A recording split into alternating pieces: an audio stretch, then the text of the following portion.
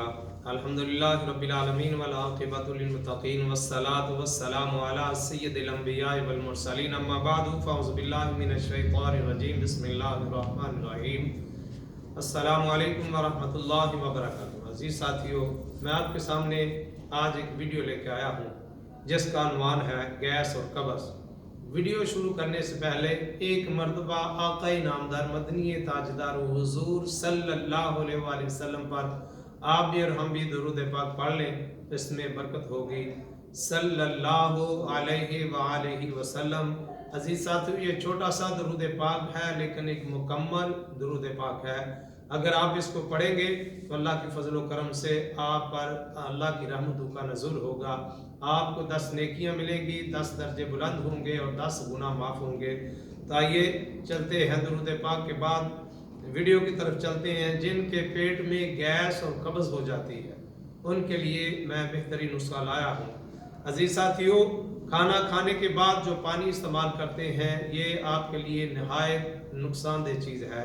खाना खाने से पहले आप पानी पी लें आधा घंटा और खाना खाने के 1.5 घंटा बाद आप पानी पिए तो आपके मैदे में गैस और कब्ज़ नहीं होगी। किसी वजह से आपकी आदत बन चुकी है तो आप उसको आहिस्ता आहिस्ता ख़त्म करें। खाने के बाद पानी नहीं पीना।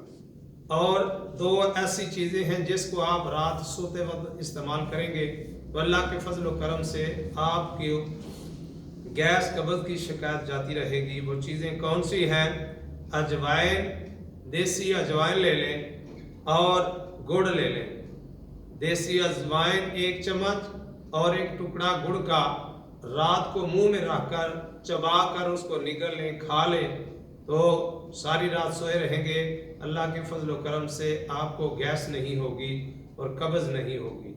तो अजीज़ साथियों, ये चीज़ को इस्तेमाल करेंगे। अल्लाह के फजल व करम से उम्मीद करता हूँ कि आप इस्तेमाल करेंगे और आपको इस गैस और कब्ज़ की शिकायत जाती रहेगी। अल्लाह की बारगाह में दुआ है कि अल्लाह ताला हम पे करम फरमाए। और आखिर में इल्तिमास करता हूँ कि मेरे हकीम कारी मोहम्मद नवाज चैनल को सब्सक्राइब करें, बेल आइकन को पुश करें। इसका फ़ायदा ये होगा कि जो भी मेरी वीडियो अपलोड होगी सबसे पहले आप इसको देखकर इस्तिफादा हासिल कर सकेंगे।